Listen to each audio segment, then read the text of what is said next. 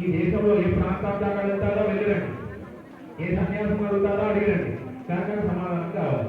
దేవుడు ఎక్కడ ఉన్నాడు, ఎవరిని చూస్తున్నాడు, ఏమేమి పనులు చేస్తాడు అని అయితే పనులు దాటిపోయింది.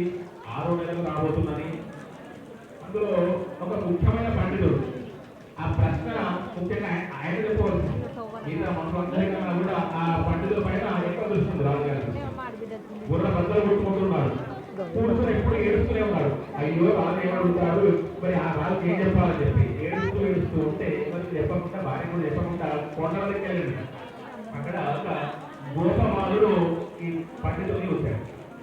పండితుల వారు ఎందుకంటే ఏడుస్తున్నారు, కొడుకుని చూస్తూనే ఉన్నాను, నేను ఆ మూల నుంచి మూల వరకు వచ్చాను, కొడుకుని సాయంత్రం వరకు అంటే తిరిగి వచ్చాను, కానీ మీరు మీ మొహాన్ని చూస్తే బాగా దుఃఖిస్తున్నట్టు అనిపిస్తుంది, ఎందుకయ్యా ఏడుస్తున్నారు అంటే, ఏ పోరా నీకేం తెలుసు, నా బాధలు నావి, సీత బాధలు సీతలు, పీత బాధలు పీతలు, కాబట్టి నా బాధని చెప్పుకోవడానికి వీల్లేదంటే, లేదండి గురువు గారు నాకు చెప్పుకోవచ్చు కదా, మీ కొడుకుని అనుకోండి, కొడుకుగా భావించుకొని చెప్పండి అనగానే ఆ పండితుల వారు నాకు ఏం చెప్పారు, మా రాజు మహారాజు ఇట్లాంటి దరఖాస్తు పెట్టారు, దేవుడు ఎక్కడున్నాడట, ఎల్లు చూస్తున్నాడట, ఏం చేస్తున్నాడట, వాటికి ప్రశ్నలకు సమాధానం చెప్పాలట అంటే ఏం పర్వాలేదు, మహారాజు దగ్గరికి నన్ను పంపించండి, నేను ఏం జరిగేది చూసుకుంటాను అన్నారు.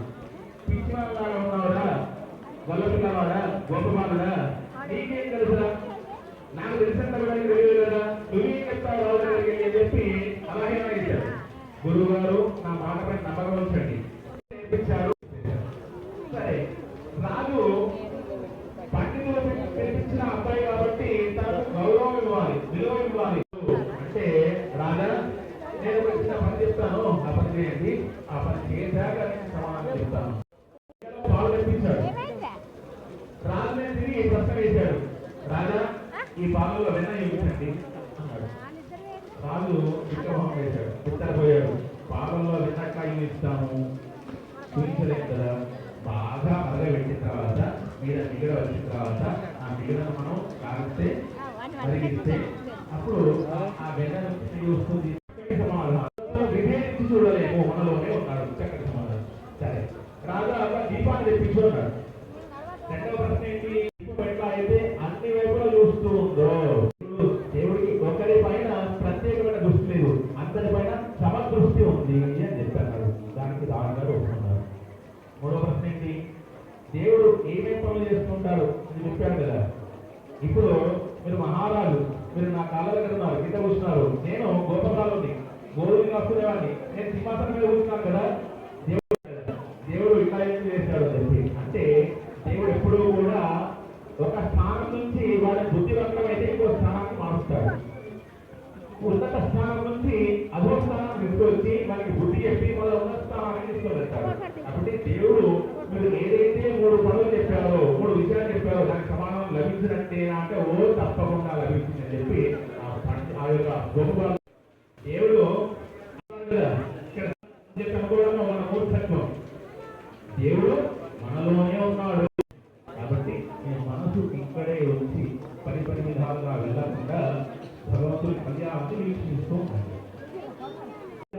ఇక్కడ దాకా రావాలండి, ఇక్కడ ఖాళీ ఉన్నాయి, ఖాళీ ప్లేస్ ఉంది, ముందుకు జరగండి, ఇంకా ముందుకు జరగాలి. దయచేసి మీకే చెప్పేది, దీనికి వాళ్ళందరూ ఇక్కడ మంచిగా ఖాళీ ప్లేస్ ఇక్కడ రండి. ఆడు కష్టం ఎక్కువ ఏమన్నా ముందుగా నిలబడి వస్తే భయపడుతుంది. ఎక్కువ అంతా దయచేసి ముందుకు రండి. ఎంతో వాళ్ళు ఎవరు తీసుకోకండి. అక్కడ రోడ్డు పెట్టి చాలా మంది కొంచెం రావడం లోపలికి రావద్దు, వాళ్ళకి కనిపించాలి అమ్మవారు శివయ్య.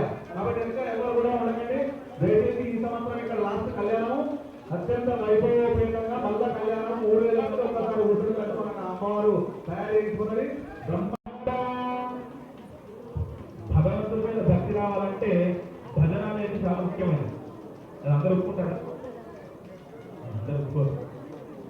కొంతసేపు భజన చేసిన తర్వాత మీకు ఆ విషయం తెలుస్తుంది. ఈ భజన అనేది మానసాంబ వారు తన క్షేత్రానికి సంబంధించి ఒక భజన అంటూ ఉండాలి. కాబట్టి ఇప్పుడు కొత్తగా ఈ గుడి అంటూ తెలియని వాళ్ళు కూడా వచ్చి కూర్చున్నా కూడా మానసాంబలో ఏమేమి జరుగుతాయి.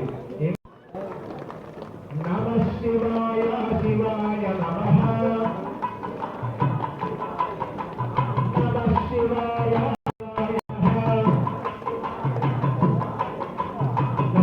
శివాయ శివాయ